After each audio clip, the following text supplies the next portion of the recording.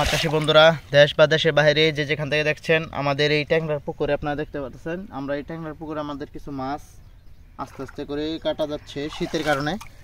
যারা শীতকালে ট্যাংরা মাছ বা গুলশা মাছ বা দেশি শিং বা মাগুর মাছের জন্য ভয় পান বা অনেক সময় দেখা যায় ভাইরাসে আক্রমণ করে, ভাইরাসে আক্রমণ করলে আপনাদের যে জিনিসটা দিতে হবে সেটা আপনাদের দেখায়। আর আগে আপনাদেরকে মরা মাছগুলো দেখাচ্ছি।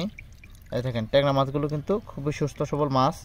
শরীরে কিন্তু আপনার কিছু কিছু দাগ রয়েছে, পেটের তল দিয়ে যেরকম লালচে দাগ, ওই লালচে দাগের কারণে মাছগুলো কিন্তু আস্তে আস্তে মারা যায়।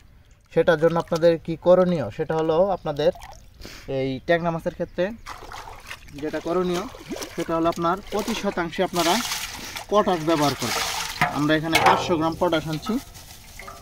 আমাদের কাঠা হচ্ছে এখানে 10 কাঠা জমি, অর্থাৎ আপনার 70% জমি আছে, 65%। সেক্ষেত্রে আমরা এখানে পটাশ ব্যবহার করব 500 গ্রাম। আপনারা 500 গ্রাম পটাশ যদি পুকুরে ব্যবহার করেন, সেই ক্ষেত্রে দেখা যায় আপনার মাছের কোনো ভাইরাস বা ব্যাকটেরিয়া অনেকটাই চলে যাবে শীতকালের জন্য। শীতকালে কিন্তু আপনার এই রোগটি বেশি আছে, যেরকম পেটের তল দিয়ে বা নাভির তল দিয়ে লালচে দাগ হয়ে যায়। এই দাগগুলো দূর করার জন্য একমাত্র হচ্ছে আপনার পটাশ ব্যবহার করতে হবে। তারপর আপনার জীবাণুনাশক যে কোনো ওষুধ প্রয়োগ করতে পারবেন, কিন্তু লালচে দাগ কাটানোর জন্য আপনাদের পটাশ ব্যবহার করতেই হবে।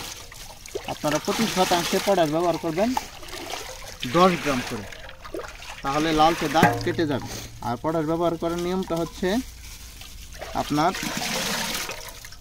আজকে হাফ কেজি দিবেন, একদিন পরে আবার হাফ কেজি দিবেন, মানে প্রতি শতাংশে 10 গ্রাম হারে যা আসে ওই তুলনা দিতে হবে। এখানে আমরা পটাশটা গোলাইতেছি, গোলানোর পরে পুরা পুকুরে ছিটিয়ে দেবো। আপনারা আমাদের ভিডিওটি সাথে থেকে কন্টিনিউ দেখুন যে আমরা কীভাবে লালচে হয়ে গেছে। ভালো করে গোলাই নিতে হবে, কেননা ভিতরে কিন্তু দানা দানা রয়েছে, দেখেন। এই জন্য আমরা কিন্তু ভালো করে গোলাই নিতেছি। তারপরে হচ্ছে গোলানোর পরে আমরা পুরো পুকুরে ছিটিয়ে দেবো, দেখতে থাকুন। আর এমন সুন্দর করে দিবেন যেন পুকুরের চারপাশ দিয়ে খুব সুন্দর করে ছিটিয়ে দিলে দেখা যায় পানির সাথে মিশে যায়।